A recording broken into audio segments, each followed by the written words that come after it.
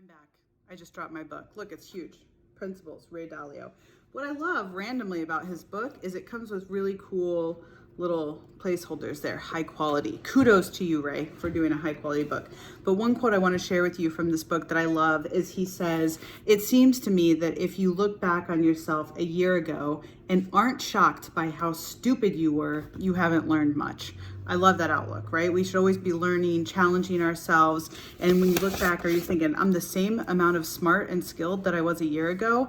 Why would we want to do that? So I really like it.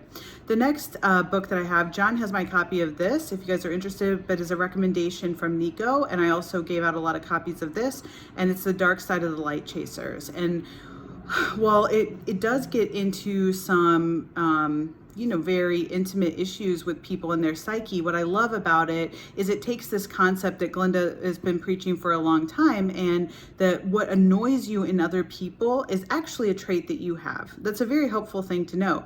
But what Deborah Ford does in her book, The Dark Side of the Light Chasers, is she goes deep into it. That actually whatever that trait is that you don't like, you have in yourself buried so deeply that you may not even remember that that's a part of you. And so you try to make yourself so much the other to this trait that you don't have, you're actually denying that it is a part of yourself. And the reason you're repelled by it, repulsed by it, or it gets under your skin is because it's a part of you. And that truly at the end of the day, all traits are a part of you, and it's just which ones are turned up and which ones are turned down.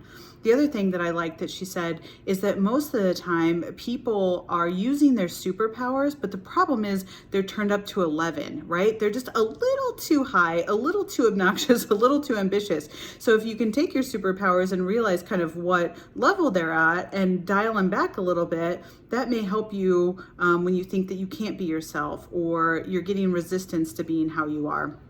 Is that maybe it's just turned up a little too high. So those are some highlights that I really loved from that book.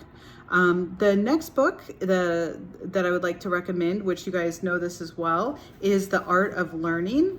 And I love this book so much. I thought I had it here with me, but I must have taken it away. But I love this book so much. It's by Josh Waitzkin, and he does a lot of podcasts with I forget his name, Tim something or other, the guy that has the podcast. And he does, that's where I first heard of him. And his books are so amazing. He was a chess champion, but his books go into how to learn, how to optimize your learning. And one of the most powerful stories I heard from his book that really stuck with me was a story about a person that was in New York, and they were crossing the road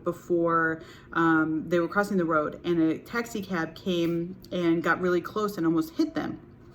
And instead of kind of just brushing it off, moving forward or whatever, they got so mad and they kind of, turned around to like yell at that person, stepped out in the road, and at that moment got hit by another vehicle and killed. And he uses that to show the ability to control your reactions in any given situation is sometimes a matter of life and death. And the way you react to any situation is, what are you trying to get out of it, right? You're trying to get this out of your body that you're mad at them. Like, you can't take it back that this guy almost sideswiped you. Like, nothing, no amount of hand waving is going to change what happened. You are just putting yourself in a more risky position by trying to communicate emotions that really don't matter, that are just part of your reaction. So I thought that was incredibly powerful. That's really stuck with me. Okay, the final technical book before the two bonus books is How to Win Friends and Influence People. This is a fantastic book. I rate myself out of being effective at this about 2 out of 10 currently, but you're supposed to read it twice. So I'm on my second reading now. Hopefully I can get that rating up to about 4 or 5. So keep your fingers crossed on that.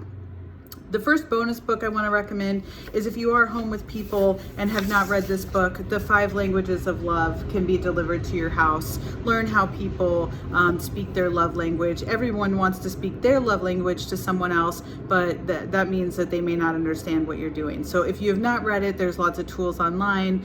The basics of it are very powerful, and I highly recommend it. And finally, the final bonus recommendation I have is if you are going through your books during this time and you happen to have something like I do, this baby book, give it a read, because you might come across gems like I did here.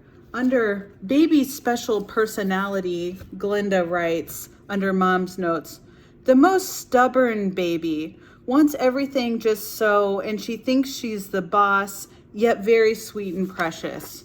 Here you go. This is proof of this baby and Glinda's markings here. So look, you can read your own books, baby books or such you have lying around, get them from your mother. That is our exciting vlog today on books, and I have more. So we'll probably be doing another one along these lines. So thanks for watching. Have a good night.